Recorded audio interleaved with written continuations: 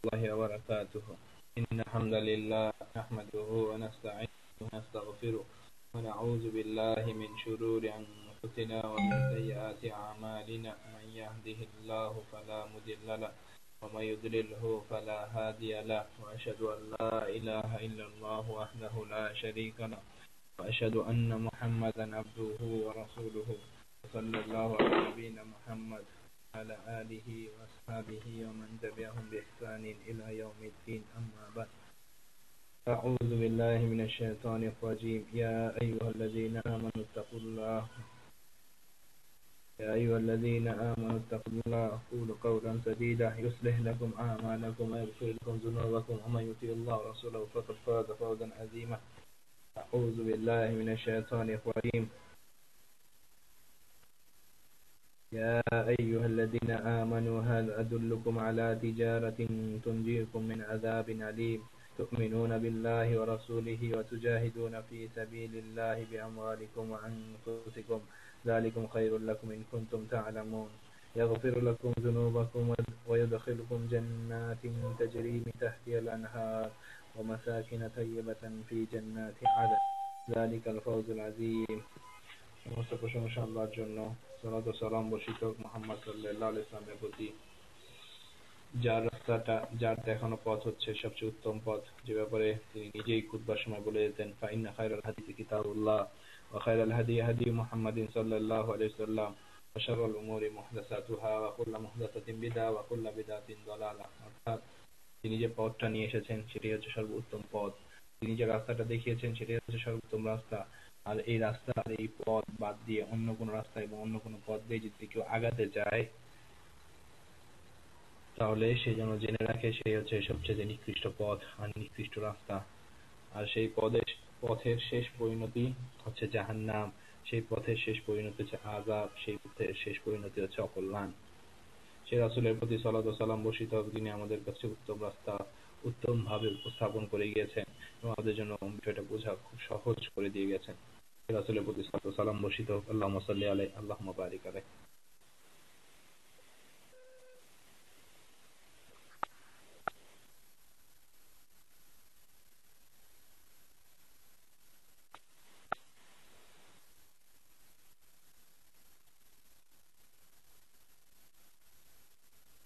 অর্জন করতে গিয়ে মানুষ তার জীবনের একটা বড় অংশ দিয়ে দেয়।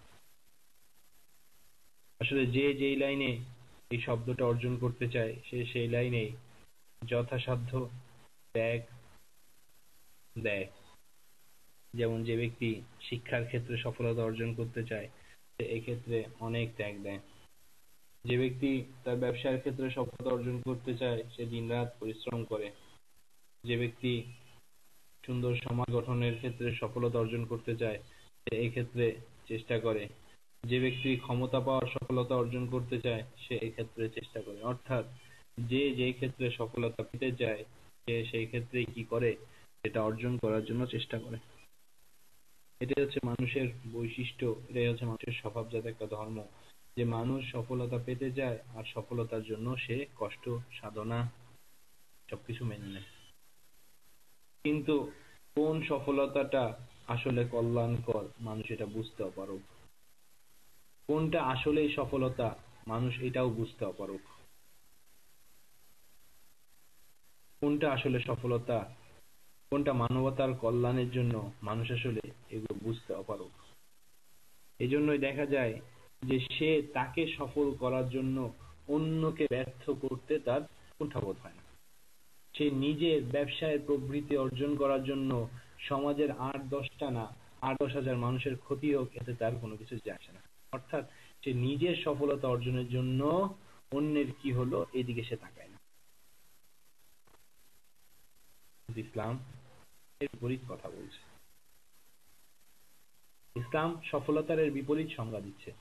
ইসলাম যে সংজ্ঞা দিচ্ছে সেই সংজ্ঞার আলোকে যদি আমরা আগাতে চাই তাহলে মানবতার শুধু কল্যাণই রয়েছে, সেখানে কোনো প্রকার অকল্যাণ নাই।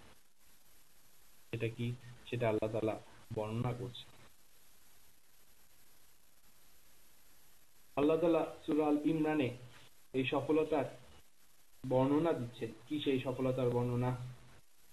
কুল্লু নাফসিন যায়িকাতুল মাউত, প্রত্যেকটা প্রাণী কি হবে, মৃত্যুর স্বাদ গ্রহণ করবে। দেখেন সফলতার বর্ণনা দেওয়ার আগে আল্লাহ তাআলা বর্ণনা দিচ্ছেন যে তোমরা যতই লাফাও না কেন, যতই দূরে যাও না কেন, তোমরা জেনে রাখো মৃত্যু তোমাদেরকে গ্রাস করবে।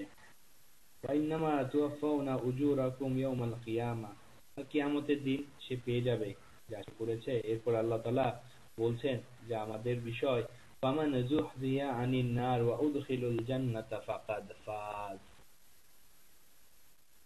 ফামান যুহজিয়া আনিন নার, জেনে রাখো সফলতা হচ্ছে ওই জিনিসটার নাম যা তোমাকে জাহান্নামের আযাব থেকে রক্ষা করবে।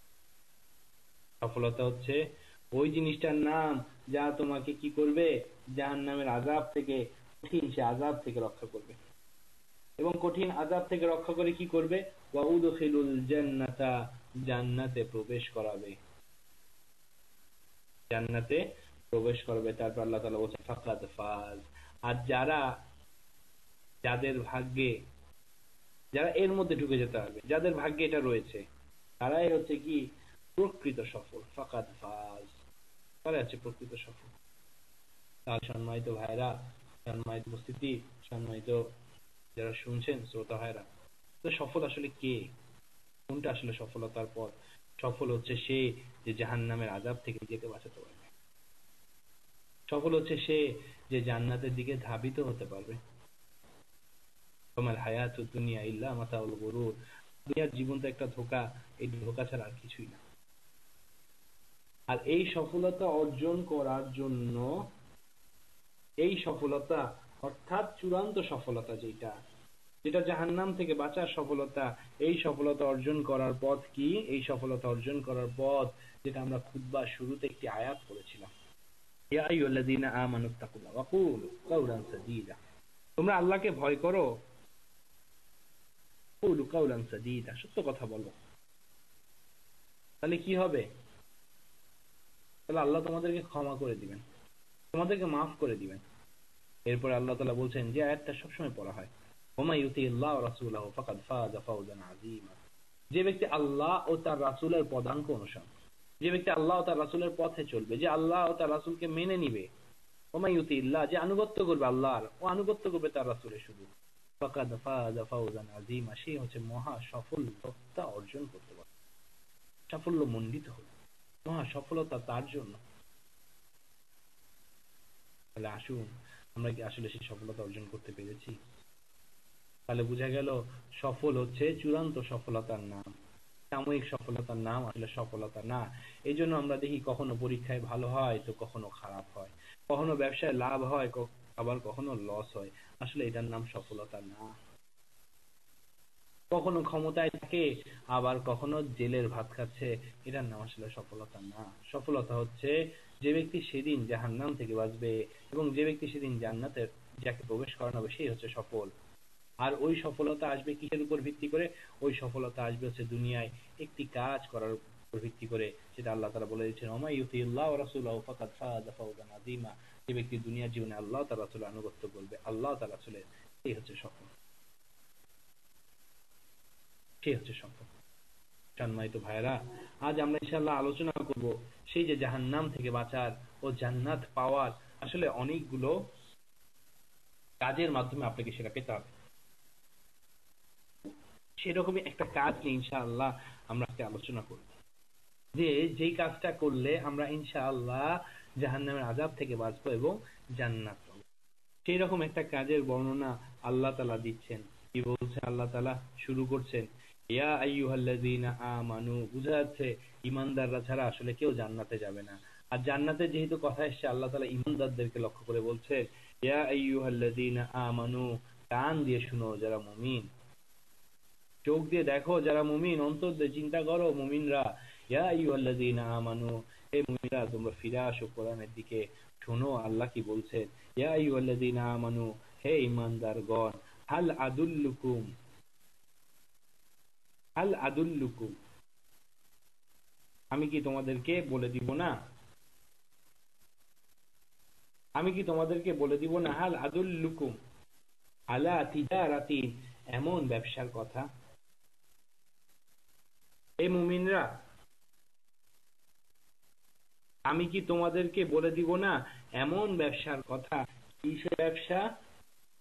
যে ব্যবসায় কখনো লাভ কখনো লস না, সম্মানিত ভাইরা, যে ব্যবসায় কখনো লাভ কখনো লস এই উপাদানটাই নেই।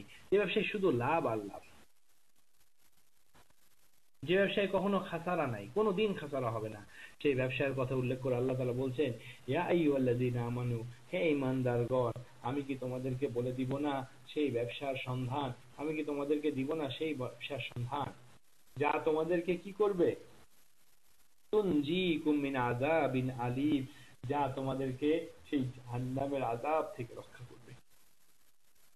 আল্লাহ তাআলা প্রথমে বললেন যে যাকে আল্লাহ জাহান্নামের আযাব থেকে রক্ষা করবেন এবং জান্নাতে প্রবেশ করাবেন সেই হচ্ছে সফল।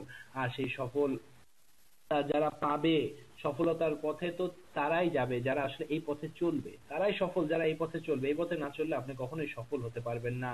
তাই সফল হওয়ার জন্য আপনার পূর্ব শর্ত হচ্ছে এই পথে আপনাকে চলতে হবে। কোনটা সেই পথ? সেই পথের বর্ণনা দিচ্ছেন, সেটা কি? সেটা হচ্ছে তোমাদেরকে জাহান্নামের আযাব থেকে রক্ষা করবে। কাল কিয়ামতের মাঠে না সে জাহান্নামের আযাব হবে। জাহান্নামের আযাব থেকে রক্ষা করার জন্য কি সেদিন কোনো ব্যবস্থা থাকবে? না সম্মানিত ভাইরা, সেদিন কোনো ব্যবস্থা থাকবে না। সেদিন শুধুমাত্র ভোগ করার জায়গা আর পরীক্ষা দেওয়ার জায়গা হচ্ছে দুনিয়া। সম্মানিত ভাইরা, ভোগ করার জায়গা দুনিয়া না, ভোগ করার জায়গা দুনিয়া না, ভোগ করার জায়গা দুনিয়া, ভোগ করার জায়গা হচ্ছে জান্নাত। আর পরীক্ষা দেওয়ার জায়গা কিয়ামতের মাঠ না, পরীক্ষা দেওয়ার জায়গা কিয়ামতের মাঠ না, পরীক্ষা দেওয়ার জায়গা কিয়ামতের মাঠ না, পরীক্ষা দেওয়ার জায়গা হচ্ছে দুনিয়া। আল্লাহ তাআলা সেই জাহান্নামের আযাব থেকে রক্ষা করার জন্য পূর্ব শর্ত দিয়েছেন, যারা দুনিয়ার জীবনে পরীক্ষার মাধ্যমে পাশ করে যাবে। সেটা আল্লাহ তাআলা বলছেন, তুনজিকুম মিন আযাবিন আলীম, আমি কি তোমাদেরকে এমন ব্যবসার কথা বলে দিব না যা তোমাদেরকে হেফাজত করবে কিসের? জাহান্নামের কঠিন আযাব। ভাইরা আমার, এই যে আজ আপনারা যে দেশে আছেন সেখানে একটু ঠান্ডা পড়েছে তাই কাবু হয়ে গিয়েছেন, সামান্য শীতে থরথর করে কাঁপছেন, আবার যখন গরম পড়ে তখন দাউ দাউ মনে আগুনের মতো শরীরটা জ্বলে। এটা তো কিছুই না সেই আযাবের তুলনায়। আল্লাহ তাআলা বলছেন, আমি কি তোমাদেরকে জানিয়ে দিব না সেই আযাবের কথা যা তোমাদেরকে, আমি কি তোমাদেরকে বলে দিব না সেই ব্যবসার কথা যে ব্যবসা তোমাদেরকে ওই আযাব থেকে রক্ষা করবে। সামান্য দুনিয়ার এই কষ্টের জন্য আমরা কি করেছি, দেশ থেকে বিদেশে পাড়ি দিয়েছি। সামান্য দুনিয়ায় কিছু আরামে থাকার জন্য আমরা এক জায়গা থেকে আরেক জায়গায় চলে যাই। আর এটা এটা তো চিরস্থায়ী এক কষ্টের জায়গা থেকে আল্লাহ মানুষকে বাঁচানোর কথা বলছেন, যে মানুষ তোমাদেরকে আমি বাঁচার রাস্তা বলে দিব না, সেই ব্যবসার কথা কি বলে দিব না, যে ব্যবসায় কোনো লোকসান নাই, যে ব্যবসায় কোনো ক্ষতি নাই, যে ব্যবসায় কোনো আযাব নাই। এখন আমরা যারা মুমিন হব তাদের কথা কি হবে? আমরা যারা মুমিন হবে এর এই উত্তরে আমরা কি বলবো? বরং আমাদের বক্তব্য হবে, হে আল্লাহ জানিয়ে দাও সেই ব্যবসার কথা যে ব্যবসা আমাদেরকে লাভজনক করবে। হে আল্লাহ জানিয়ে দাও সেই ব্যবসার কথা যে ব্যবসা আমাদেরকে জাহান্নামের কঠিন আযাব থেকে বাঁচাবে। হে আল্লাহ আমাদেরকে জানিয়ে দাও সেই ব্যবসার কথা যে ব্যবসা আমাদের চির সুখের চির শান্তির জায়গা জান্নাতে চিরস্থায়ী ভাবে থাকার বন্দোবস্ত করে দিবে। আমাদের বক্তব্য হওয়া উচিত সেটা, যে আল্লাহ তুমি জানিয়ে দাও, আমরা মানার জন্য প্রস্তুত। এটাই হচ্ছে মুমিনের বক্তব্য হবে। ওয়াকালু সামি'না, আল্লাহ আমরা তোমার কথা শুনলাম, আমরা তোমার রাসূলের কথা শুনলাম সাল্লাল্লাহু আলাইহি সাল্লাম, এরপর ওয়া আতা'না, আমরা মানার জন্য প্রস্তুত হয়ে গেলাম। বরং প্রস্তুতি নিয়েই আপনাকে কোরআন এবং সুন্নাহর কথা শুনতে হবে। কোরআন এবং সুন্নাহর কথা শুনে প্রস্তুতি নেওয়া যাবে না। আমরা অনেক সময় শোনার পর প্রস্তুতি নেওয়ার জন্য প্রস্তুত হই, এই জন্যই দেখা যায় অনেকে বাস ফেল করি, এই জন্যই দেখা যায় অনেকে ট্রেন ফেল করি। অর্থাৎ আমরা জীবনের অনেকগুলো অংশে কি করে ফেলেছি, ফেল করে ফেলেছি। এর কারণ কি? ফেল করার পিছনে একটাই কারণ, যে আমরা শোনার পর প্রস্তুতি নিতে গিয়েছি না। সম্মানিত ভাইরা, শোনার পর প্রস্তুতি নেওয়া যাবে না, আপনাকে প্রস্তুতি নিয়ে শুনতে হবে। প্রস্তুতি নিয়ে যদি আপনি শুনেন, আপনার জন্য পথটা হয়ে যাবে সহজ, যেমন সহজ হয়ে গেছিল সাহাবীদের জন্য। তারা ঈমান নিয়ে এসেছিলেন, এরপর আল্লাহ যা বলেছিলেন তার সাথে সাথে মেনে নিয়েছিলেন। আমার আর আপনার মতো চিন্তা করেননি, আমার আপনার মতো স্বামীর পারমিশনের জন্য অপেক্ষা করেননি, আমার আর আপনার জন্য স্ত্রী কি বলবে সেই দিকে চেয়ে থাকেননি, আমার আর আপনার মতো সমাজের দিকে তাকায় থাকেননি, সমাজ কখন এটাকে অনুমোদন দিবে, সরকার কখন এটাকে বৈধতা দিবে, তারপর আমরা করব, এটার জন্য তারা অপেক্ষা করেননি। কিন্তু আমরা করছি, এর কারণ আমরা শোনার পর প্রস্তুতি নিচ্ছি। সম্মানিত ভাইয়েরা, প্রস্তুতি নিয়ে আগাতে হবে। প্রস্তুতি নিয়ে যদি শুনেন তাহলে মানাটা আপনার জন্য খুব সহজ হয়ে যাবে, যেমন সহজ হয়েছিল পূর্ববর্তীদের জন্য। তাহলে আমাদের বক্তব্য হবে, হে আমাদের রব, হে আমাদের পরওয়ারদিগার, তুমি যে ব্যবসার কথা বলছো, যে ব্যবসা এত সুখ, যে ব্যবসায় এত শান্তি, যে ব্যবসায় কোনো লোকসান নাই, যে ব্যবসায় আযাব থেকে আমরা বাঁচবো, সেই ব্যবসার কথা আমাদেরকে বলে দাও। তাহলে আল্লাহ বলে দিচ্ছেন, সম্মানিত ভাইরা, সেই ব্যবসার কথা মনোযোগ দিয়ে শুনেন, কান লাগায় শুনেন, অন্তরের চোখ দিয়ে শুনেন। অন্তরের চোখ দিয়ে দেখা যায় না, অন্তরের চোখটা এমন যেটা দিয়ে শুনতে হয়। সম্মানিত ভাইরা, অন্তরের চোখটা দিয়ে শুনুন যে আল্লাহ তাআলা কি বলছে সেই ব্যবসার কথা, যার করার মাধ্যমে ফাজ হওয়া যাবে, ফাকাদ ফাজ হওয়া যাবে, মহা সাফল্যমণ্ডিত হওয়া যাবে, সফলতার একদম চূড়ান্ত পর্যায়ে যাওয়া যাবে। সেটা কি? সেটা হচ্ছে তুমিনুনা বিল্লাহ।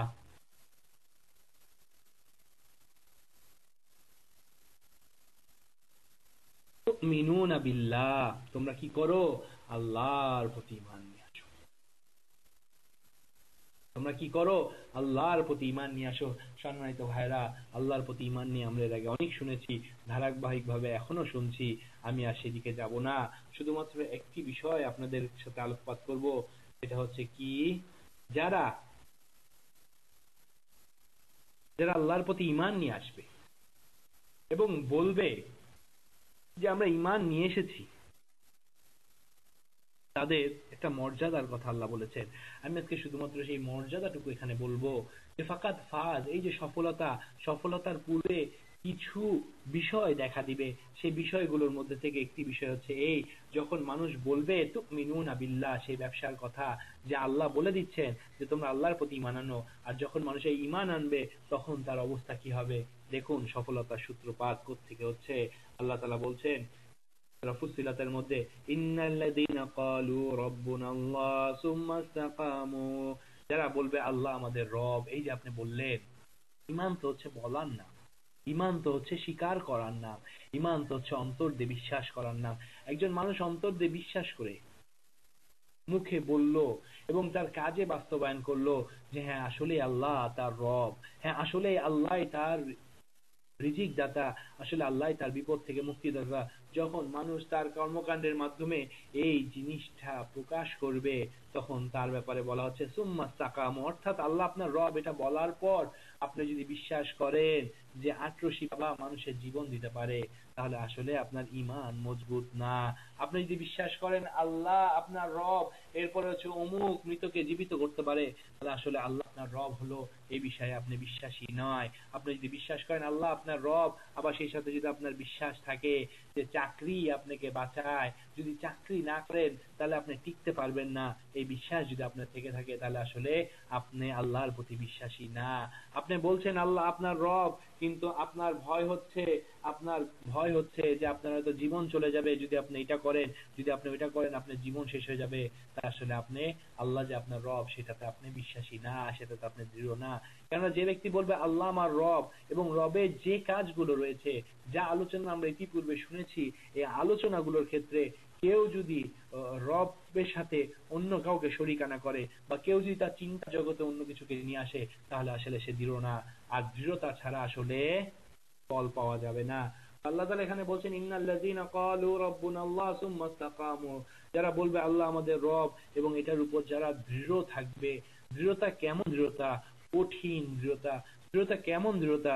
দৃঢ়তা হচ্ছে আসিয়া আলাইহিস সালামের মতো দৃঢ়তা, যখন তার উপর ফেরাউনের অত্যাচার নেমে আসলো তারপরেও তিনি কুফরি করলেন না। দৃঢ়তা কেমন দৃঢ়তা? দৃঢ়তা হচ্ছে বেলাল রাদিয়াল্লাহু আনহুর মতো দৃঢ়তা, যে অত্যাচার হচ্ছে অথচ তার মুখ দিয়ে শুধু আহাদ আহাদ বেরোচ্ছে। দৃঢ়তা কেমন দৃঢ়তা? দৃঢ়তা হচ্ছে সুমাইয়া রাদিয়াল্লাহু আনহার মতো দৃঢ়তা, যে ইসলাম বোঝার পর, ইসলাম জানার পর আর কখন ইসলামকে ছাড়েননি, আর কখন ইসলামের কোনো বিষয়ে তার চিন্তা গবেষণাকে অবস্থান দেননি, স্থান দেননি। ইসলাম জানার পর, ইসলাম বোঝার পর আর স্বামী সংসার কি বলবে, আর সন্তান কি বলবে, আর আত্মীয় স্বজনরা কি বলবে, এদিকে যাননি। অথচ সম্মানিত ভাইরা, সম্মানিত বোনেরা, সম্মানিত উপস্থিতি, আমরা যারা নিজেদেরকে মুসলিম বলছি, আমরা যারা নিজেদেরকে বলছি যে আমরা ঈমান আনছি, আমরা এই আলোচনাগুলো বারবার শুনছি, দেখা যাচ্ছে আমরা দেখছি আমরা অধিকাংশ ক্ষেত্রে আমরা যেটা করছি সেটা হচ্ছে আমরা মানুষের সন্তুষ্টির মাধ্যমে আগাতে চাচ্ছি। সম্মানিত উপস্থিতি, এটা হচ্ছে ভুল প্রথা, এটা হচ্ছে ভুল পন্থা, এই পন্থার মাধ্যমে আগালে আমরা কখনোই কি হতে পারবো না, সফল হতে পারবো না। এটাকে ত্যাগ করুন, ত্যাগ করে শুধুমাত্র আল্লাহ সন্তুষ্টির জন্য আগান, আল্লাহ সন্তুষ্টির মধ্যে দিয়ে আগান, দেখবেন আল্লাহ মানুষকে আপনার প্রতি সন্তুষ্ট করে দিবে। আজ আমরা যাদের সন্তুষ্টির কথা চিন্তা করছি, দেখেন একটা পর্যায়ে গিয়ে তারা আমাদের প্রতি অসন্তুষ্ট হয়ে যাচ্ছে।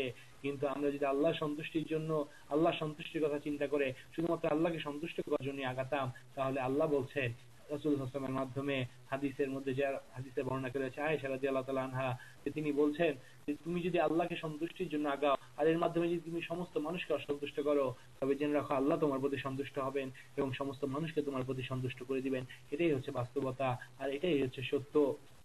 দেখুন সেই সময়কার কাহিনী, যেই সময়, আচ্ছা ঠিক আছে, নবী রাসূলরা তো হচ্ছে খুব বড় মাপের লোক ছিল, তারা হচ্ছে প্রথম শ্রেণীর, ঠিক আছে, তাদের মতো উদাহরণ আমরা হয়তো দিতে পারবো না। তো আসুন তাদের পরবর্তীতে এই উম্মত থেকে, এই উম্মতের ভিতর থেকে একটা উদাহরণ দিই। সেটা হচ্ছে ইমাম আহমেদ বিন হাম্বল রাহমাহুল্লাহ, যে তার সময়কার বাদশা যখন বলল কোরআন হচ্ছে আল্লাহর সৃষ্ট, কোরআন আল্লাহর কালাম না, সমস্ত আলেম ওলামারা, অধিকাংশ আলেম ওলামা মানে কি ৯৯ জন আলেম ওলামা বাদশার এ কথায় সায় দিল। এর কারণ বাদশার মারের ভয়, বাদশার সাথে আপোষ করে নিল, কেন? সুবিধা পাবে এই জন্য, সুবিধা বঞ্চিত হবে এই কথা চিন্তা করে তারা এটার বিরোধিতায় লিপ্ত হলো না। সবাই বাদশার কথায় একমত হয়ে গেল, ইতিহাস সাক্ষী সবাই একমত হয়ে গেল, কিন্তু একা ইমাম আহমেদ বিন হাম্বল দাঁড়ায় গেলেন। তিনি বললেন কোরআন আল্লাহর মাখলুক না, কোরআন আল্লাহর কালাম।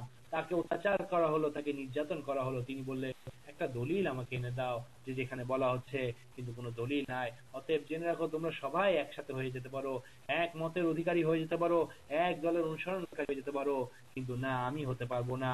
আমার কাছে দলিল আছে যে এটা আল্লাহর কালাম, এটা আল্লাহর মাখলুক না। তিনি একাই দাঁড়ায় গেলেন। তিন সরকারের সময় তিনি জেল কারাবরণ করে থাকলেন, তার উপর কঠিন অত্যাচার নির্যাতন করা হলো।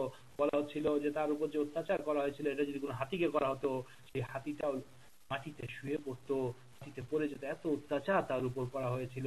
কিন্তু আলহামদুলিল্লাহ আল্লাহ তাকে অটুট রাখলেন। দেখেন এটার নামই হচ্ছে ইন্নাল্লাযীনা ক্বালু রাব্বুনাল্লাহ সুম্মা ইসতাকামু, ঈমান আনার পর দৃঢ় থাকা, কোরআন এবং সুন্নাহ বোঝার পর দৃঢ় থাকা, কোরআন এবং সুন্নাহ শোনার পর সেটার উপর অটুট থাকা, শত অত্যাচার নির্যাতন জুলুম আসুক না কেন, তারপরেও আপোষকামী মনোভাবকে ত্যাগ করে ফেলতে হবে, আপোষহীন হয়ে যেতে হবে। এরপর কি হলো দেখুন, আজ সেই বাদশা আর তার সাথে সেই আলেম ওলামার মতবাদটা কই, মতবাদটা মাটির সাথে মিশে গেছে। বরং টিকে আছে কি, টিকে আছে ওহির আলোকে। ইমাম আহমেদ বিন হাম্বল যে নীতি নিয়ে দাঁড়িয়েছিলেন যে কোরআন আল্লাহর মাখলুক না, কোরআন আল্লাহর কালাম, এটাই আজকে টিকে আছে। সমস্ত মানুষ এই কথা বলছে। আমি যেটা বলছিলাম সেটা হচ্ছে টিকে থাকতে হবে। আর একটা টিকে থাকতে গেলে আপনি কি করতে হবে? আপনাকে দৃঢ়তার সাথে পথ অবলম্বন করতে হবে। তিনি করেছিলেন, আর এই জন্য তার উপর অত্যাচার হয়েছিল, কিন্তু তার আলোচনাটা বলার, কথাটা বলার উদ্দেশ্য হচ্ছে তিনি আপোষ করেননি এবং তিনি সমাজের সন্তুষ্টির কথা চিন্তা করেননি। কিন্তু মা বোনেরা, আজকে আমরা কি করছি? আজকে আমরা সমাজের সন্তুষ্টির কথা চিন্তা করছি। আজকে আমরা সামাজিক ভাবে কি হবে এগুলো নিয়ে এত বেশি চিন্তা করছি যে আমাদের বয়সগুলো পার হয়ে যাচ্ছে, আমাদের চামড়াগুলো ঢিলা হয়ে যাচ্ছে, আমাদের চামড়াগুলো ঝুলে পড়ছে, কিন্তু তারপর আমাদের বুঝ আসতেছে না। আর এই বুঝ না আসা অবস্থায় যদি আমাদের মৃত্যু হয়ে যায়, আমরা কিন্তু সফল হতে পারবো না। সফল হতে গেলে আপনাকে যেটা করতে হবে সেটা হচ্ছে দৃঢ় থাকতে হবে। এরপর বলা হচ্ছে যারা দৃঢ় থাকবে তাদের কি হবে? যারা ঈমান আনবে, এবং সেই ঈমানের উপর, ওই যে ঈমান আনার কথা এই জন্যই বলছি, সেই ব্যবসার প্রথম শর্ত হচ্ছে আপনাকে ঈমান আনতে হবে। কোন সে ব্যবসা? যে ব্যবসার সফলতা 100-তে 100। কোন সে ব্যবসা? যে ব্যবসা আপনাকে জাহান্নাম থেকে বাঁচাবে। কোন সে ব্যবসা? যে ব্যবসা আপনাকে চিরস্থায়ী জান্নাতি করবে। কোন সে ব্যবসা? যে ব্যবসায় যারা আগাবে তাদের জন্য এমন সুন্দর সুন্দর জায়গা হবে, যার নিচ দিয়ে নদী প্রবাহিত হবে, যার নিচ দিয়ে কি হবে? নদী প্রবাহিত হবে, যার নিচ দিয়ে নদী প্রবাহিত হবে। সেই ব্যবসার প্রথম শর্ত হচ্ছে আপনাকে ঈমান নিয়ে আসতে হবে, এবং দৃঢ়তার সাথে ঈমান নিয়ে আসতে হবে। তাহলে কি হবে?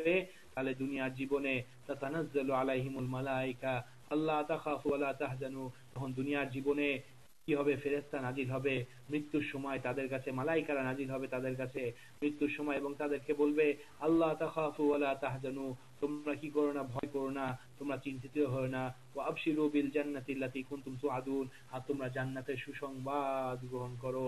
নাহনু আউলিয়াউকুম ফিল হায়াতিদ দুনিয়া ওয়া ফিল আখিরাহ, আমরা দুনিয়ার জীবনেও তোমাদের সাথী ছিলাম, পরকালেও তোমাদের সাথী হব। সম্মানিত উপস্থিতি, দেখুন মালাইকারা আপনাদের সাথী হবে। সম্মানিত উপস্থিতি, দেখুন সেটা কি? সেটা হচ্ছে মৃত্যুর সময় যখন সবাই ভয় পেয়ে যাবে, ওই ব্যক্তি ভয় পাবে না যে ব্যক্তি এই ব্যবসায় লিপ্ত হবে। যে ব্যক্তি পরকালের এই ব্যবসায় লিপ্ত হবে, সে কি হবে না? সে কখনো ভয় পাবে না, সে কখনো চিন্তিত হবে না। এটাই হচ্ছে দুনিয়ার জীবনের শেষ পর্যায় থেকেই তার সফলতা শুরু হয়ে যাবে। সে বুঝতে পারবে তার সফলতা, সে বুঝতে পারবে তার ব্যবসা লাভজনক হয়েছে। সম্মানিত উপস্থিতি, আমরা কিন্তু বুঝতে পারছি না। সাহাবীরা মৃত্যুর সময় বলছে, তোমরা জেনে রাখো আমাদের ব্যবসা লাভজনক হয়েছে। আসলে বাস্তবিক তাদের ব্যবসা লাভজনক হয়েছে। তারা যখন আল্লাহর জন্য হয়ে গিয়েছিল, আল্লাহ তাদের জন্য হয়ে গেছিল এবং তারা এই নিয়ামত দেখতে পেয়েছিল। তাই সম্মানিত উপস্থিতি, সেই ব্যবসার প্রথম যে শর্ত সেটা হচ্ছে তুমিনুনা বিল্লাহ। আপনাকে আল্লাহর প্রতি ঈমান নিয়ে আসতে হবে। কিভাবে ঈমান নিয়ে আসতে হবে সেটা আমরা আগেই বলেছি, সেটা এর আগেও আলোচনা হয়েছে।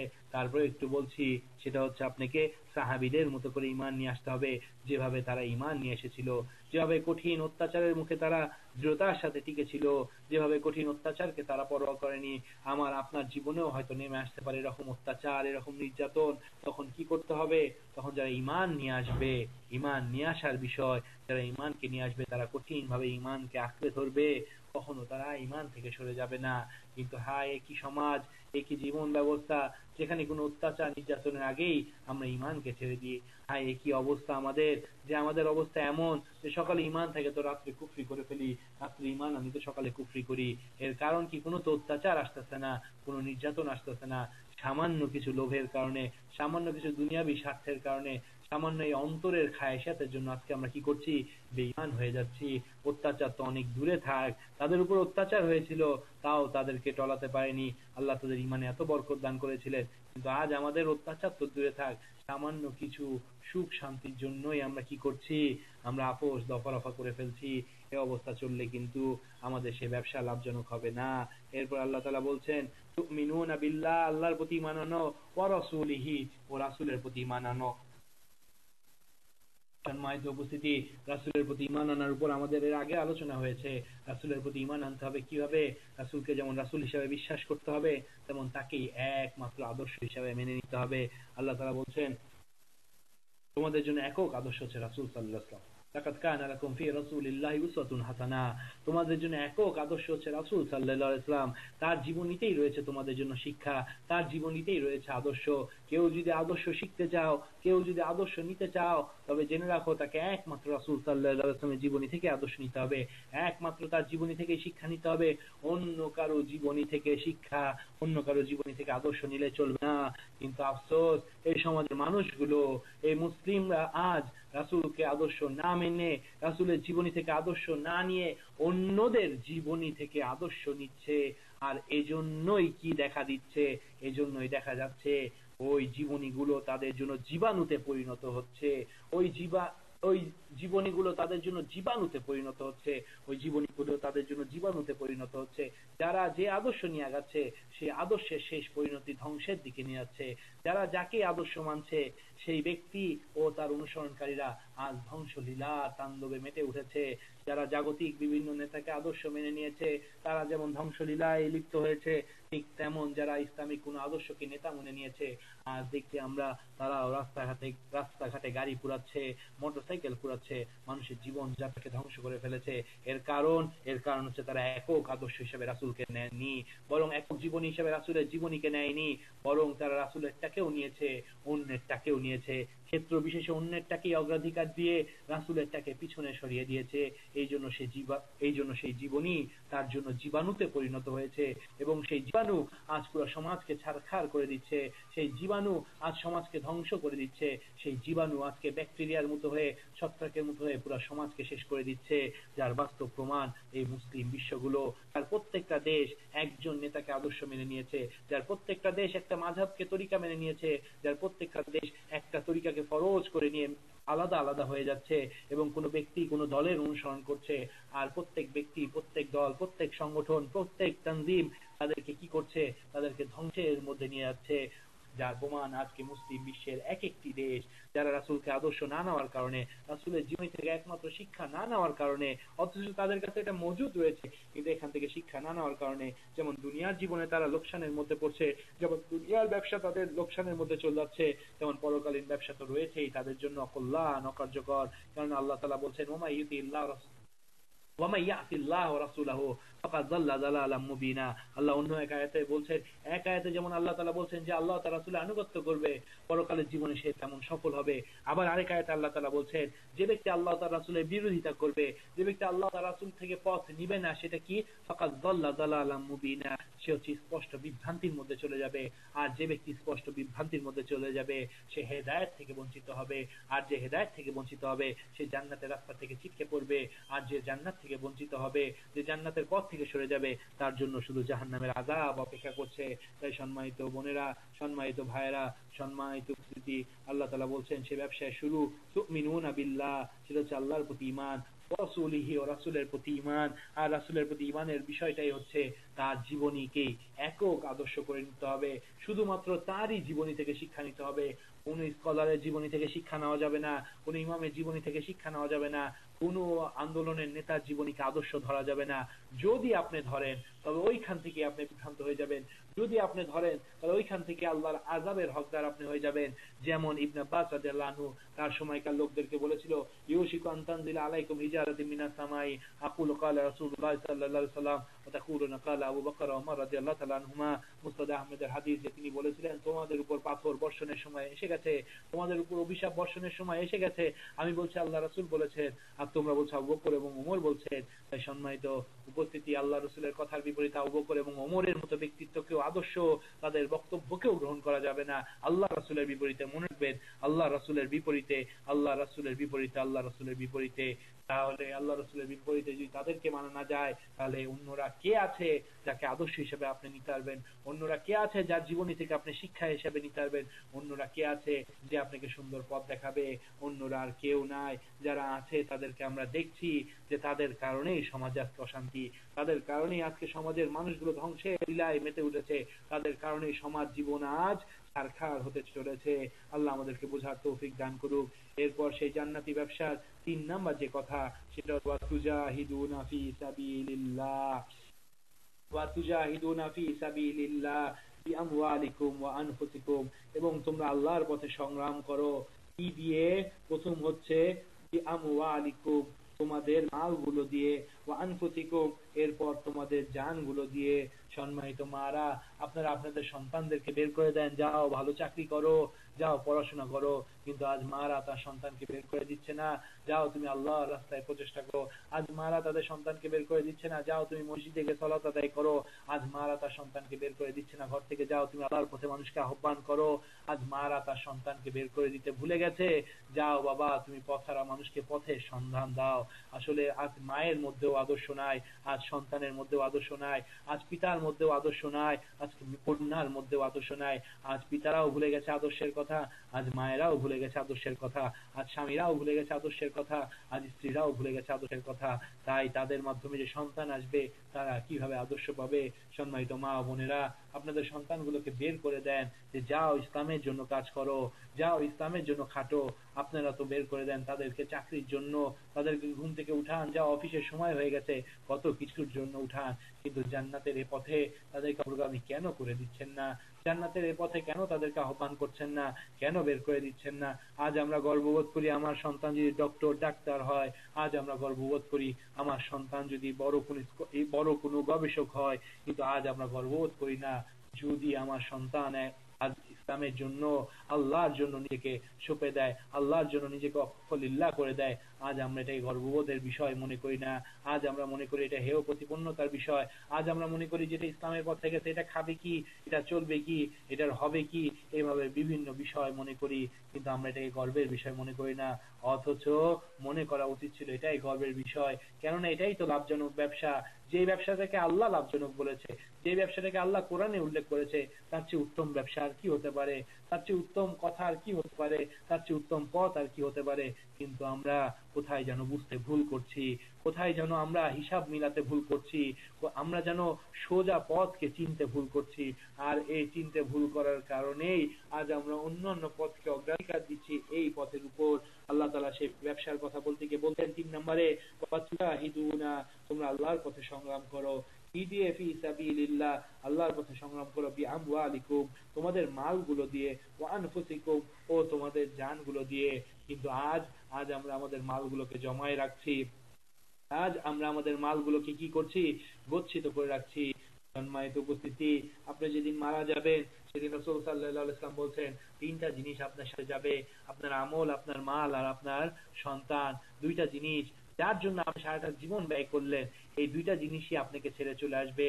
এই 2টা জিনিস কি? সেই 2টা জিনিস হচ্ছে আপনার মাল সম্পদ ও আপনার সন্তান। যাদের পিছনে সময় ব্যয় করছেন, যাদের জন্য সময় ব্যয় করছেন, যাদের জন্য সবকিছু রেখে যাচ্ছেন, আল্লাহর কসম করে বলছি তারাই সর্বপ্রথম আপনাকে ত্যাগ করবে, তারাই সর্বপ্রথম আপনার থেকে মুখ ফিরায় নিবে, সর্বপ্রথম আপনাকে বর্জন করবে, তারাই সর্বপ্রথম আপনার বদনাম শুরু করবে, তারাই সর্বপ্রথম আপনার সম্পদ গুলোকে ভাগাভাগি শুরু করে দিবে। কিন্তু যেই জিনিসটাকে আজকে কম গুরুত্ব দিচ্ছেন, যেই জিনিসটাকে আজকে হেয় প্রতিপন্ন করছেন, যেই জিনিসটাকে আজকে তেমন মূল্যায়ন করছেন না, আল্লাহর কসম করে বলছি ওই জিনিসটা কখনো আপনার সঙ্গ ছাড়বে না, ওই জিনিসটা কবরেও আপনার সাথে থাকবে, আপনার সাথে উঠবে। সেটা হচ্ছে আপনার আমল। তাই ওটাকে গুরুত্ব দেওয়ার চেষ্টা করুন, ওটাকে বোঝার চেষ্টা করুন। ওটা যদি খারাপ হয়ে যায় আপনার জীবন কিন্তু শেষ হয়ে যাবে, আর ওটা যদি ভালো থাকে তাহলে ভালো। কিন্তু আমরা দেখা যাচ্ছে আমরা আমলটাকে গুরুত্বহীন করে ফেলেছি, আমরা আমলটাকে আর গুরুত্ব দিচ্ছি না। অথচ সম্মানিত উপস্থিতি, আমলটাই হচ্ছে সবচেয়ে গুরুত্ব পাওয়ার বিষয়, কিন্তু এটাই আমাদের কাছে সবচেয়ে গুরুত্বহীন। আল্লাহ তাআলা সেই ব্যবসার প্রসঙ্গে বলছেন, সেই ব্যবসাটা কি? সেই ব্যবসার 3 নাম্বার কাজটা হচ্ছে তোমরা আল্লাহর পথে সংগ্রাম করবা নিজের মাল ও জান দিয়ে। কিন্তু আমরা কি করছি? আমরা আজকে প্রতিযোগিতা করছি অন্য কিছুর। তাবুক যুদ্ধের সময় ওমর রাদিয়াল্লাহু তাআলা আনহু ভাবলেন এবার আমি ইনশাআল্লাহ আবু বকর রাদিয়াল্লাহু আনহুর উপরে উঠে যাব। তখন রাসূল সাল্লাল্লাহু আলাইহি ওয়াসাল্লামের কাছে যখন সকলে সবকিছু নিয়ে আসলো, রাসূল সাল্লাল্লাহু আলাইহি ওয়াসাল্লাম জিজ্ঞেস করছেন কে কি রেখে আসলা আর কে কি নিয়ে আসলা? ওসমান তুমি কি করলা? ওসমান রাদিয়াল্লাহু তাআলা আনহু বলল আমি এটা করলাম। হে ওমর তুমি কি করলা? ওমর রাদিয়াল্লাহু তাআলা আনহু বলল হে আল্লাহ রাসূল সাল্লাল্লাহু আলাইহি ওয়াসাল্লাম, আমি কি করেছি? সবকিছু অর্ধেক করেছি, অর্ধেক ঘরে রেখেছি এসেছি আর অর্ধেক নিয়ে এসেছি। এরপর রাসূল সাল্লাল্লাহু আলাইহি ওয়াসাল্লাম বললেন হে আবু বকর তুমি কি করেছো? আবু বকর বললেন আমি ঘরে আল্লাহ তার রাসূলকে রেখে সবকিছু নিয়ে চলে এসেছি। দেখুন প্রতিযোগিতা কাকে বলে, এটার নামই হচ্ছে প্রতিযোগিতা, এটার নামই হচ্ছে প্রতিযোগিতা। কিন্তু আজ আমরা আমাদের সন্তানগুলোকে ডাক্তার, ইঞ্জিনিয়ার, পাইলট বানানোর জন্য প্রতিযোগিতায় লিপ্ত হই। আজ কার কত টাকা পয়সা, কার সন্তানের কি অবস্থা, এগুলো নিয়ে আমরা প্রতিযোগিতায় লিপ্ত হই। কিন্তু আমরা প্রতিযোগিতা করি না কে কত বেশি আমল করতে পারি, আমরা প্রতিযোগিতা করি না কে কত বেশি দান করতে পারি, আমরা প্রতিযোগিতা করি না কে কত বেশি ইসলামের পথে আগায় আসতে পারি, আমরা প্রতিযোগিতা করি না কে কতটা সময় দিতে পারি। আমরা শুধুমাত্র একটা কথাই বলি, সময় নাই, সময় নাই। মারা যাওয়ার পর ওই সময়টা কি করবেন? আজকে সময় নাই সময় নাই বলছেন, এরপরে যখন মারা যাবেন তখন ওই সময়টা কি করবেন? যদি ভালো কাজ করেন তাহলে ওই দীর্ঘ সময় আরাম করতে পারবেন, আর যদি মন্দ কাজ করেন তাহলে ওই দীর্ঘ সময় শুধু আযাবের কারণ হবে। কিন্তু আমরা কেন এইটা বুঝতে পারছি না যে দুনিয়ার এই সময়টুকু অনেক মূল্যবান, এই সময়টুকু কখনো হেলে খেলে ব্যয় করা যাবে না, এই সময়টুকু শুধুমাত্র চাকরি আর ব্যবসার কাজে ব্যয় করা যাবে না, বরং এই সময়টুকু ব্যয় করতে হবে দ্বীনের জন্য। এই সময়ে যদি আপনি বেশি করে দ্বীন চর্চা করেন, এই সময়টুকু যদি আপনি বেশি বেশি দুনিয়া থেকে বিরত থাকেন, এই সময়টুকু যদি বেশি বেশি ইবাদত করেন, এই সময়টুকু যদি আপনি বেশি বেশি কোরআন এবং সুন্নাহর চর্চা করেন, তাহলে আপনি পরকালের ওই সময়টা শুধু আরামে আরামে কাটাবেন। ওই সময়টা হচ্ছে রেস্ট করার জায়গা, ওই সময়টা হচ্ছে বিরতি দেওয়ার জায়গা। এই সময়টা রেস্ট করার জায়গা না, এই সময়টা বিরতি দেওয়ার জায়গা না। কিন্তু কে বুঝবে আর কে বুঝাবে? সবাই তো একই পথের পথিক আমরা। সময় নাই, সময় নাই, কোরআন পড়তে গেলে সময় নাই, হাদিস পড়তে গেলে সময় নাই, ইসলাম চর্চা করতে গেলে সময় নাই। কিন্তু সময় আছে দাওয়াত খাওয়ার, সময় আছে ঘোরার, সময় আছে বেড়ানোর, সময় আছে বিভিন্ন দেশে যাওয়ার, সময় আছে অর্থ গোনার, সময় আছে সুন্দর সুন্দর কাপড় চোপড় কেনার, সব কিছুর সময় আছে। সময় আছে সন্তানকে লালন পালন করার, সময় আছে স্বামীকে দেওয়ার, সময় আছে সবাইকে দেওয়ার। কিন্তু সময় নাই শুধু আল্লাহকে দেওয়ার। এই অজুহাত কি কাল কিয়ামতের মাঠে চলবে? এই অজুহাত চলবে না। ওয়া তুজাহিদুনা ফি সাবিলিহি বিআমওয়ালিকুম ওয়া আনফুসিকুম, তোমরা আল্লাহর পথে সংগ্রাম করো কি দিয়ে? নিজের সম্পদ দিয়ে ও নিজেদের জান দিয়ে প্রতিযোগিতা করো এই পথে। কিন্তু আমরা কি করছি? আমরা এই প্রতিযোগিতাকে ভুলে গেছি। যারা মুমিন হবে আল্লাহ তাদের বর্ণনা দিচ্ছেন, ওয়াসারিউ ইলা মাগফিরাতিম মির রাব্বিকুম ওয়া জান্নাতিন আরদুহাস সামাওয়াতু ওয়াল আরদ উইদ্দাত লিল মুত্তাকিন। ওয়াসারিউ, তারা দৌড়াবে কোন দিকে? আল্লাহর ক্ষমা এবং জান্নাতের দিকে। যারা মুমিন হবে, যারা ঈমান আনবে, যারা এই ব্যবসায় নিজেদেরকে সম্পৃক্ত করবে, যারা আল্লাহর পক্ষ থেকে দেওয়া এই ব্যবসায় নিজেরা লিপ্ত হয়ে যাবে, তাদের অবস্থা কি হবে? তাদের অবস্থা হবে ওয়াসারিউ ইলা মাগফিরাতিম মির রাব্বিকুম ওয়া জান্নাত, তারা দৌড়াবে আল্লাহর ক্ষমা এবং জান্নাতের দিকে। কিন্তু আজকে কই সেদিকে দৌড়ানো? বরং আজকে আমরা দেখছি যারা সেদিকে দৌড়াচ্ছে আমরা তাদেরকে নিয়ে চিন্তা করছি। আমরা দেখছি যারা সেদিকে দৌড়াচ্ছে আমরা চিন্তা করছি এদের পরিবার কিভাবে চলবে, এদের সংসার কিভাবে চলবে, আমরা ওদেরকে নিয়ে চিন্তা করছি।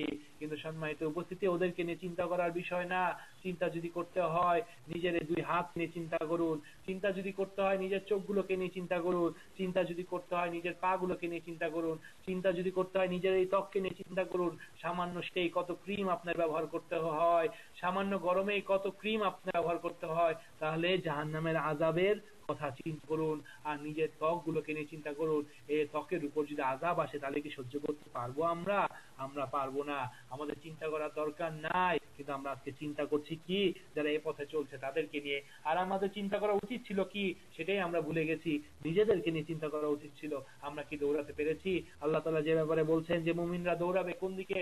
ওয়াসারিউ ইলা মাগফিরাতিম فسارعوا إلى مغفرة من ربكم وجنات عرضها السماوات والأرض أعدت للمتقين। মুমিনরা দৌড়াবে কোন দিকে? আল্লাহর ক্ষমা এবং জান্নাতের দিকে। তোমরা দৌড়াও আল্লাহর ক্ষমা এবং জান্নাতের দিকে। যার গাড়ি আছে তাকে দৌড়াতে বলা হচ্ছে আল্লাহর ক্ষমা এবং জান্নাতের দিকে। যার প্লেন আছে তাকে দৌড়াতে বলা হচ্ছে আল্লাহর এবং ক্ষমা এবং জান্নাতের দিকে। যার কিছু নাই, শুধু দুইটা পা আছে, তাকে ওই দুইটা পা নিয়ে আল্লাহ বলছেন তোমরা দৌড়াও আল্লাহর ক্ষমা এবং জান্নাতের দিকে। যার দুইটা পা নাই তাকে আল্লাহ বলছেন তুমি হামাগুড়ি দিয়ে দৌড়াও আল্লাহর ক্ষমা এবং জান্নাতের দিকে। কিন্তু এই কি অবস্থা? এই সমাজ কই মানুষ দৌড়াচ্ছে? কোন দিকে তাদের দৌড়ানো উচিত ছিল আর কোন দিকে তারা দৌড়াচ্ছে? আমরা যদি দেখি তাহলে আমাদের দেশের মানুষগুলো আমেরিকা থেকে কানাডার দিকে দৌড়াচ্ছে। আমাদের দেশের মানুষ একটা ব্যবসা থেকে আরেকটা ব্যবসার দিকে দৌড়াচ্ছে, একটা সার্টিফিকেট থেকে আরেকটা সার্টিফিকেটের দিকে দৌড়াচ্ছে, একটা বাড়ি থেকে আরেকটা বাড়ির দিকে, একটা ব্যাংক থেকে আরেকটা ব্যাংকের দিকে। এইভাবে মানুষ দৌড়াচ্ছে এমন একদিকে যেদিকে দৌড়াতে তাদের রব তাদেরকে নির্দেশ করেননি, যেদিকে দৌড়ালে কোনো সফলতা নাই, যেদিকে দৌড়াতে দৌড়াতে তারা হতাশ হয়ে যাচ্ছে, যেদিকে দৌড়াতে দৌড়াতে তারা ক্লান্ত হয়ে যাচ্ছে, অবশেষে তাদের জীবন আয়ু ফুরিয়ে যাচ্ছে, কিন্তু তারা বুঝতে সক্ষম হচ্ছে না। সম্মানিত উপস্থিতি, বুঝুন, হককে বোঝার চেষ্টা করুন। আল্লাহ যা বলেছেন সেটা পড়ুন, তাহলে বোঝা সহজ হয়ে যাবে। আল্লাহ মুমিনদের ব্যাপারে বলছেন তারা যেন দৌড়ায় আল্লাহ ক্ষমা এবং জান্নাতের দিকে। কিন্তু আমরা আজকে কোন দিকে দৌড়াচ্ছি? তাই যারা এই ব্যবসার দিকে নামবে, যারা সেই লাভজনক ব্যবসা করতে চাবে, তাদের অবস্থা হচ্ছে তারা আল্লাহর পথে সংগ্রাম করবে নিজেদের মাল এবং জান দিয়ে। তাহলে কি হবে? তাহলে আল্লাহ তাআলা বলছেন যালিকুম খায়রুল লাকুম ইন কুনতুম তা'লামুন। যদি তোমরা এটা করো, আল্লাহর প্রতি ঈমান নিয়ে আসো, তার রাসূলের প্রতি ঈমান নিয়ে আসো, এবং তারা যা বলেছেন তাকে মেনে নাও, এবং রাসূলের জীবনীকে একমাত্র আদর্শ করে নাও, এবং আল্লাহর পথে যদি সংগ্রাম করো নিজেদের জান মাল দিয়ে, তাহলে কি হবে? তাহলে জেনে রেখো এটাই তোমাদের জন্য অতি উত্তম। যদি তোমরা জানতা, যদি তোমরা বুঝতা, তাহলে এটাই তোমাদের জন্য অধিক উত্তম। রাসূলুল্লাহ সাল্লাল্লাহু তাআলা মা আলাম লাদাহিকতুম কালিলা ওয়া লাবাকাইতুম কাসীরা। আমি যা জানি তোমরা যদি তা জানতা তাহলে তোমরা অল্পই হাসতা আর অধিক কাঁদতা। আসলে মানুষ জানতে পারে না দেখেই সে আসলে আগাতে পারে না। মানুষ আসলে কষ্টটাকে উপলব্ধি করতে পারে না বলেই সে আসলে এই আযাবের পথ থেকে নিজেকে সরায় নিচ্ছে না। মানুষ আসলে এই সুখ শান্তির কথা চিন্তায় আনতে পারে না দেখেই মানুষ আসলে এদিকে ধাবিত হয় না। কিন্তু সম্মানিত ভাইরা, সম্মানিত বোনেরা, আমাদের চিন্তা করতে হবে সেই জান্নাতের সুখ নিয়ে, আমাদের চিন্তায় আনতে হবে সেই জাহান্নামের আযাব নিয়ে। মাঝে মধ্যে চুলার উপর একটু হাত দিতে হবে, দেখতে হবে হাত কি আমার সহ্য করতে পারে নাকি। মাঝে মধ্যে চেহারাটাকে একটু আগুনের উপর ধরবেন, দেখবেন আগুন কি সহ্য করার ক্ষমতা আপনার চেহারার আছে নাকি। মাঝে মধ্যে একটু চুলার মধ্যে আগুন দিবেন, তার উপরে তেল গরম করবেন, আর সেখানে পানি ছিটাই দিয়ে নিজের শরীরটাকে ধরবেন, দেখবেন সে পানিগুলো ছিটে আসলে আপনার সেই চামড়া, এই চামড়া কি এটা সহ্য করতে পারে নাকি। যদি না পারে তাহলে আপনি কেন শুধু দুনিয়ার পিছনে দৌড়াচ্ছেন? যদি না পারে তাহলে আপনি কেন দিনের পথে সময় দিতে পারছেন না? যদি না পারে তাহলে আপনি কেন ইসলামের জন্য নিজেকে একদম উৎসর্গ করে দিচ্ছেন না? কেন আল্লাহর জন্য নিজেকে একদম সঁপে দিচ্ছেন না? কেন দিচ্ছেন না? যদি না পারে তাহলে আপনি কেন ওইভাবে চলছেন? যেভাবে চললে ওইটাই হবে গন্তব্যস্থল, কিন্তু কেন তারপরেও আমরা বুঝতে পারছি না? যেহেতু আমরা এই আযাবটুকুই সহ্য করতে পারি না, যেহেতু আমরা এই তাপটুকুই সহ্য করতে পারি না, যেহেতু আমরা এই অত্যাচারই সহ্য করতে পারি না, তাহলে সে আযাব, সে অত্যাচার, সে কঠিন অবস্থা কিভাবে আমরা মিলাবো? যেদিনকার কঠিনের ব্যাপারে বলা হচ্ছে যে সেই জাহান্নামের আযাব এতটাই কঠিন, জাহান্নামের আযাব এতটাই কঠিন, জাহান্নামের আযাব এতটাই কঠিন যে সেটা সহ্য করার ক্ষমতা মানুষের থাকবে না। তাহলে সেই সহ্য করার ক্ষমতা যদি আমাদের না থাকে, তাহলে আমরা আজকে এটা কোন পথে দৌড়াচ্ছি, যে পথে শেষ গন্তব্য হচ্ছে জাহান্নাম? আমরা কেন বুঝার পরও বুঝতে চেষ্টা করছি না? আমরা কেন মানার পরও মানতে পারছি না? এটার কারণ হচ্ছে দুনিয়ার প্রতি অধিক মোহ, এটার কারণ হচ্ছে দুনিয়ার প্রতি অধিক ভালোবাসা, আর এটাই আমাদেরকে দিন থেকে দূরে রেখেছে।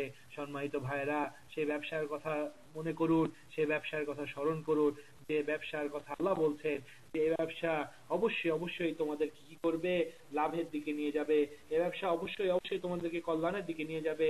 এই ব্যবসা অবশ্যই অবশ্যই তোমাদেরকে জান্নাতের দিকে নিয়ে যাবে। এই ব্যবসা অবশ্যই অবশ্যই তোমাদেরকে জাহান্নাম থেকে বাঁচাবে। আল্লাহ বলছেন যালিকুম খায়রুল লাকুম ইন কুনতুম তা'লামুন, যালিকুম খায়রুল লাকুম, এটাই তোমাদের জন্য উত্তম, ইন কুনতুম তা'লামুন, যদি তোমরা জানতা। আর কি হবে সেই ব্যবসায় করলে? আর কি হবে সেই ব্যবসার সাথে নিজের সম্পৃক্ততা জুড়লে? আল্লাহ এরপরে বলছেন ইয়াগফির লাকুম যুনুবাকুম, ইয়াগফির লাকুম যুনুবাকুম, তোমরা যদি আল্লাহর সন্ধান দেওয়া সে ব্যবসা করো, আল্লাহ যে ব্যবসার কথা বলেছেন তোমরা যদি সেই ব্যবসায় লিপ্ত হও, তোমরা যদি সেই ব্যবসার আলোকে নিজেদেরকে পরিচালিত করো, তাহলে কি হবে? ইয়াগফির লাকুম যুনুবাকুম, আল্লাহ তোমাদেরকে কি করবেন? তোমাদের পাপগুলো ক্ষমা করে দিবেন। ওয়া ইউদখিলুকুম জান্নাত, আল্লাহ তোমাদেরকে কি করবেন? জান্নাতে দাখিল করবেন। যে ব্যাপারে তিনি বলেছেন যে ব্যক্তি জাহান্নামের আযাব থেকে রক্ষা পেল এবং জান্নাতে প্রবেশ করলো সেই হচ্ছে সফল। আর দেখুন এই আয়াতে ব্যবসার কথা বলার পর সফলতার কথা বলা হচ্ছে, যে যারা এই ব্যবসা করবে মূলত তারাই সফল। আর সেটা কি? সেটা হচ্ছে আল্লাহ তাদেরকে ক্ষমা করে দিবেন। আর কি করবেন? ওয়া ইউদখিলুকুম জান্নাত, তাদেরকে জান্নাত দান করবেন। সেই জান্নাতটা কিরকম জান্নাত? সেই জান্নাতটা কতটুক সুখের জায়গা? আল্লাহ বলছেন তাজরি মিন তাহতিহাল আনহার ওয়া মাসাকিন তাইয়্যিবাতান ফি জান্নাতি আদন, যে সেটা তলদেশ দিয়ে কি হবে? ঝর্ণা ধারা প্রবাহিত হবে, সেটা তলদেশ দিয়ে নদী পানি প্রবাহিত হবে। সেটা এমন এক জান্নাত, সেখানে তারা কয়দিন থাকবে? 5 বছর, 6 বছর, যে কয়দিন ক্ষমতা থাকবে, কয়দিন যৌবন থাকবে, কয়দিন থাকবে, আবার কি সেখানে মারা যাবে? না, সেটা এমন এক জগৎ, সেটা এমন এক অবস্থা যে মৃত্যুর পর যে অবস্থার সূচনা হয় আর যে অবস্থার কোনো শেষ নাই। আর সেটা কয়দিন? বিচারের পর তারা যে জান্নাত পাবে সেটার ব্যাপারে আল্লাহ তাআলা বলছেন ওয়ামাসাকিন তাইয়্যিবাতান ফি জান্নাতিন আদেন, আর সেটা হচ্ছে এমন এক বাসস্থান যেটা হচ্ছে উত্তম বাসস্থান, সেটা হচ্ছে এমন এক বাসস্থান যেটা হচ্ছে অতি উত্তম বাসস্থান। এবং তারা সেখানে কতদিন থাকবে? তারা সেখানে চিরস্থায়ী থাকবে। আর এটা কি হবে? আল্লাহ তাদেরকে দান করবেন। সম্মানিত উপস্থিতি, আমরা কি চাই না সেই জান্নাত? যদি আমরা চাই জান্নাত, আমরা কি বাঁচতে চাই না সেই জাহান্নাম থেকে? যদি আমরা প্রকৃতই চাই সেই জাহান্নাম থেকে বাঁচতে, তাহলে আমাদের কি কি করতে হবে? তাহলে আমাদেরকে আজ এখনই সমস্ত ব্যবসাকে পরিহার করে, আজ এখনই সমস্ত তরিকাকে ছেড়ে দিয়ে, আজ এখনই সমস্ত পথ পরিহার করে, আজ এখনই সমস্ত জীবাণু আর জীবনীকে ছেড়ে দিয়ে আল্লাহ ও তার রাসূলের এই পথ যা আল্লাহ তাআলা বর্ণনা করেছেন, আল্লাহর পক্ষ থেকে বর্ণিত এই ব্যবসা শুরু করে দিতে হবে, যদি আমরা সত্যিকার অর্থে নাজাত পেতে চাই। তাই বলে এটা ভাববেন না যে ইসলাম আপনাকে উদাসীন করতে শিখায়, কখনো এটা ভাববেন না যে ইসলাম আপনাকে দুনিয়া বিমুখ করতে শিখায়, কখনোই না। বরং ইসলাম দুনিয়াদার হতে শিখায়। ইসলাম মানুষকে কি করতে শিখায়? বৈরাগ্যবাদ শিখায় না। ইসলাম মানুষকে সামাজিকতা বোধ শিখায়। কিন্তু এই সামাজিকতা বোধ আর দুনিয়ার প্রতি দুনিয়ার দায়িত্ব মানে কিন্তু এটা না দুনিয়ার মোহে আপনি অধিক আচ্ছাদিত হয়ে পড়বেন, দুনিয়ার পিছনে আপনি অধিক দৌড়াবেন, এটা একটু না। যেদিকে আমরা বলছি দেখো ইসলাম তো বৈরাগ্যবাদের কথা বলে না, আমরা বলছি দেখো আল্লাহ রসুল তো দোয়া শিখাচ্ছেন রব্বানা আতিনা ফিদ দুনিয়া হাসানা, আগে দুনিয়া চাও। হ্যাঁ, আল্লাহ রসুল এটা করেছে, কিন্তু সে রাসূলের জীবনী কেমন ছিল সেখান থেকে শিক্ষা নেন। অবশ্যই আপনার দুনিয়া দরকার, তো দুনিয়াটা আপনার দিনের আলোকে হবে। দুনিয়াটা কখনো দিন বিমুখ হয়ে হতে পারে না। কিন্তু আজ আজ আমরা এমন এক দুনিয়ার মধ্যে আছি আজ আমরা এমন এক দুনিয়াদারির মধ্যে লিপ্ত, যে দুনিয়াদারি হচ্ছে দিন ছাড়া দুনিয়াদারি, যে দুনিয়াদারি হচ্ছে দিন বিমুখ দুনিয়াদারি, যে দুনিয়াদারি হচ্ছে কল্যাণ বিমুখ দুনিয়াদারি। আর সেই জন্যই আমরা দেখছি এই দুনিয়াদারি আমাদেরকে খালি অকল্যাণ, খালি যন্ত্রণা, খালি বেদনা, খালি কষ্টই দিচ্ছে। তাই সম্মানিত উপস্থিতি, দুনিয়া বিমুখ, দিন বিমুখ দুনিয়াদারি না, বরং দিনকে সাথে নিয়ে দুনিয়াদারি করুন। তাহলে কি হবে? তাহলে কল্যাণ পাবেন।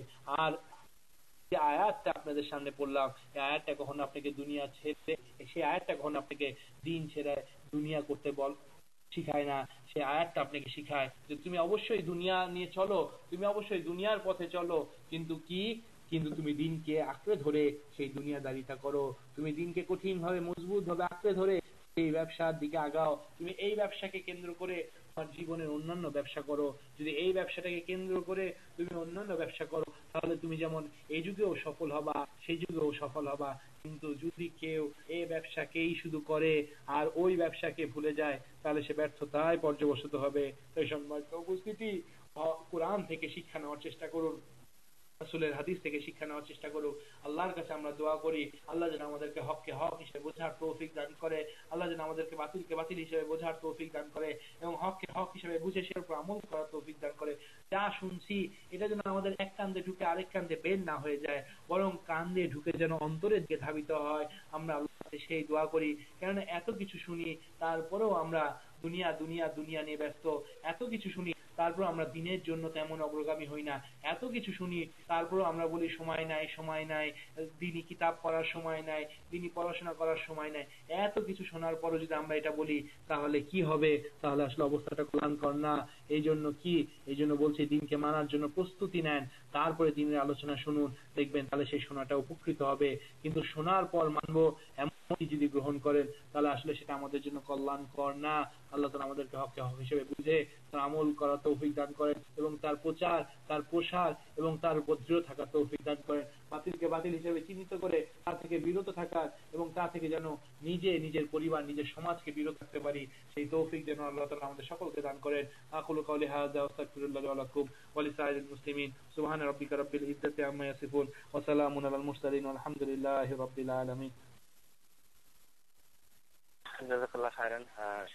সম্মানিত দিনী ভাই বোনেরা, ইনশাআল্লাহ আমরা খুবই শর্ট টাইমের ভিতরে প্রশ্ন পরবর্তী দিকে মুভ করবো। তার পূর্বে যে স্মরণ করে দিচ্ছি, প্রথম ঘোষণাটি হলো সানডে এভরি মান্থ, রবিবার দুপুর 1টার সময় যে আমাদের লাইভ কনফারেন্স শুরু হয়েছে। আলহামদুলিল্লাহ গত সপ্তাহে আমাদের কনফারেন্স ছিল, সে সময় আসা আমাদের আলোচক শেখ মতিউর রহমান মাদানী যিনি উপস্থিত হয়েছিলেন। ইনশাআল্লাহ পরবর্তী যে আলোচনা থাকবে সেই সম্পর্কে আমরা ইনশাআল্লাহ আপনাদেরকে লাইভ কনফারেন্সে বা আমাদের যে রেগুলার কনফারেন্স হয় এখানে জানিয়ে দেব। এখন পর্যন্ত সেই ডেটটা ঠিক হয়নি, হয়তো প্রথম নেক্সট মান্থের প্রথম সপ্তাহ অথবা দ্বিতীয় সপ্তাহে হতে পারে। ইনশাআল্লাহ পরবর্তীতে জানিয়ে দেবো ইনশাআল্লাহ। আর প্রথম কনফারেন্সে বিঘ্ন ঘটায় নেটওয়ার্ক জনিত কারণে আমরা আবার আন্তরিকভাবে দুঃখিত। ইনশাআল্লাহ আশা করি পরবর্তীতে আমাদের কনফারেন্স ইনশাআল্লাহ অবশ্যই সুষ্ঠুভাবে এবং সুন্দরভাবে পরিচালিত হবে। আল্লাহ দোয়া করি অবশ্যই নেটওয়ার্ক থাকবে, ক্রিস্টাল ক্লিয়ার আলোচনা আমরা শুনতে পারবো ইনশাআল্লাহ তাআলা। সো এটি হলো প্রথম ঘোষণা। দ্বিতীয় ঘোষণাটি হলো অ্যাবাউট কোরআনিক ক্লাস। গত 2 সপ্তাহ যাবত আমাদের পবিত্র কোরআন কারীমের ক্লাস পরিশুদ্ধভাবে যে আমরা সহজ পদ্ধতিতে কোরআন শিক্ষা চেঞ্জ করে থাকি এলএনসিসিতে, যেটা গত 2 সপ্তাহ বন্ধ ছিল। তো ইনশাআল্লাহ আগামীকাল রাত্রি 1টার সময় এলএনসিসি বিটুইন অ্যালজেস অ্যান্ড ফোর্সাইডে আমাদের পবিত্র কোরআন কারীম শিক্ষার আসর থাকবে। সহজ পদ্ধতিতে কোরআন শিখতে যারা আগ্রহী ইনশাআল্লাহ তারা চেষ্টা করবেন। রাত্রি 1টায় আমাদের ক্লাস শুরু হবে 1:30 মিনিটে।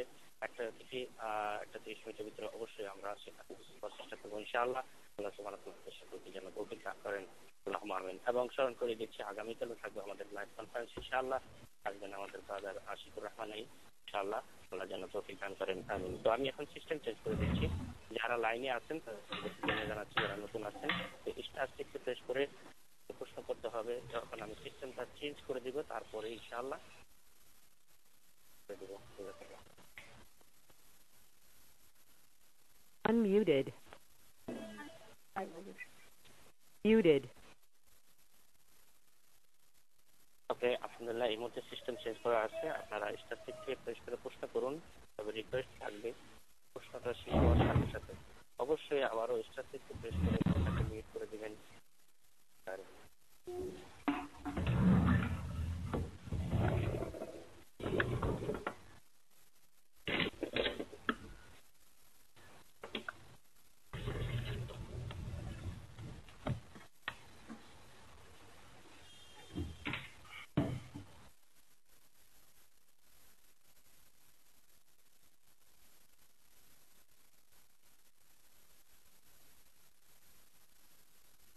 সম্মানিত দিনী ভাই বোনেরা, আল্লাহ আপনারা স্টার সিক্স প্রেস করে প্রশ্ন করতে হবে, আবার স্টার সিক্স প্রেস করে ফোনটাকে মিউট করে দেবেন।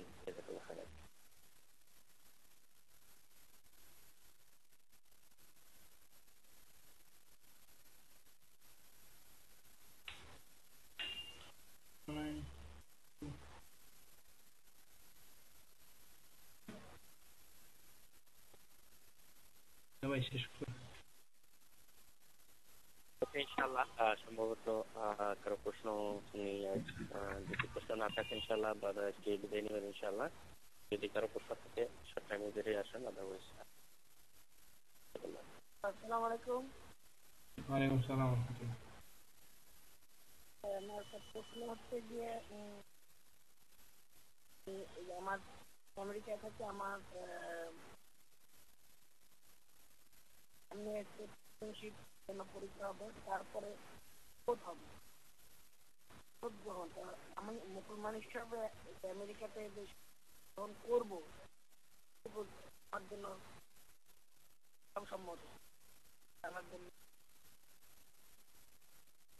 আলহামদুলিল্লাহ, সালাতু ওয়াসসালামু আলা রাসূলিল্লাহ, আম্মা বাদ। মুসলিম হয়ে একটা কাফেরের দেশে সিটিজেনশিপ নেওয়া আপনার জন্য বৈধ না, প্রথম কথা। দ্বিতীয় কথা, ওখানে শপথ করতে গিয়ে আপনাকে বলতে হবে সম্ভবত এমনটাই যেন আমেরিকার সংবিধানকে মেনে চলবেন, এই করবেন সেই করবেন, অথচ সেই সংবিধানে কোরআন এবং হাদিস বহির্ভূত অনেক কিছু আছে। যে মুসলিম হওয়ার পর আপনি কি করতে পারেন না, এখন আপনার মুখ থেকে এই কুফরি কথা উচ্চারণ করতে পারেন না। এরপর আল্লাহ সবচেয়ে ভালো জানে।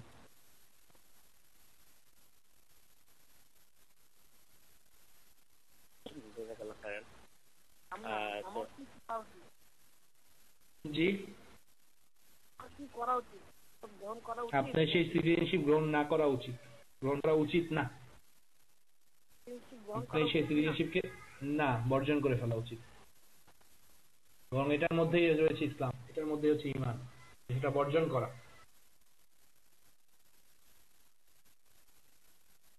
এটাই হচ্ছে আপনার ঈমানের পরিচয় বহন করবে যে হ্যাঁ আমি একজন মুমিন, আমি মুমিন হয়ে কাফের দেশে সিটিজেনশিপ নিচ্ছি না।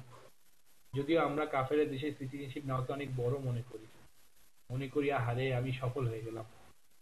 যদি আমার একটা আমেরিকান পাসপোর্ট থাকে, গ্রিন কার্ড থাকে, রেড কার্ড থাকে, ব্লু কার্ড, ইয়েলো কার্ড, কত কার্ড, ওগুলো কার্ড নিয়ে ফেরেশতাদের কাছে গেলে তখন দেখবেন খুব ভালো সংবর্ধনা দিবে।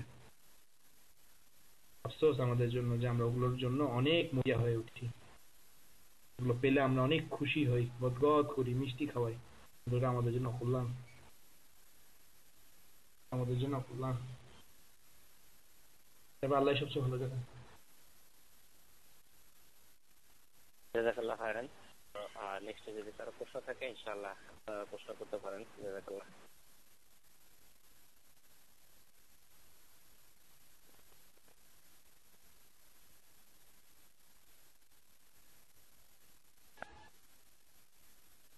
আচ্ছা, আমাদের কনফারেন্সের সাথে লিংক করা আছে কানাডার লাইন। আমাদের রেজাউল করিম ভাই লাইনে আছেন। আপনার ফোনটাকে স্টার সিক্সে প্রেস করে আনমিউট করে দিন, তাহলে কানাডাবাসী যারা আছেন লাইনে তারা প্রশ্ন করতে পারবেন ইনশাআল্লাহ। আপনার ফোনটাতে স্টার সিক্স প্রেস করে আনমিউট করে দিন। জাযাকাল্লাহ। হ্যালো, আসসালামু আলাইকুম ভাই। ওয়ালাইকুম সালাম ওয়া রাহমাতুল্লাহ। ভাই একটা ক্লাসে সেদিন শুনছিলাম যে সুন্নত নামাজের চাইতে নাকি তাহাজ্জুদের নামাজ পড়া উত্তম, এটা কি কতটুকু সত্য? আমার জানা নেই, তবে ফরজের পর সবচেয়ে উত্তম সালাত হচ্ছে তাহাজ্জুদের সালাত। ফরজের পর সবচেয়ে উত্তম হচ্ছে ফজর না, ফরজের পর সবচেয়ে উত্তম হচ্ছে তাহাজ্জুদের সালাত। এর ব্যাপারে হাদিস জানি কিন্তু বাকিটা আমি জানি না। ও আচ্ছা, তাহলে সুন্নতের চেয়েও বড়। আচ্ছা,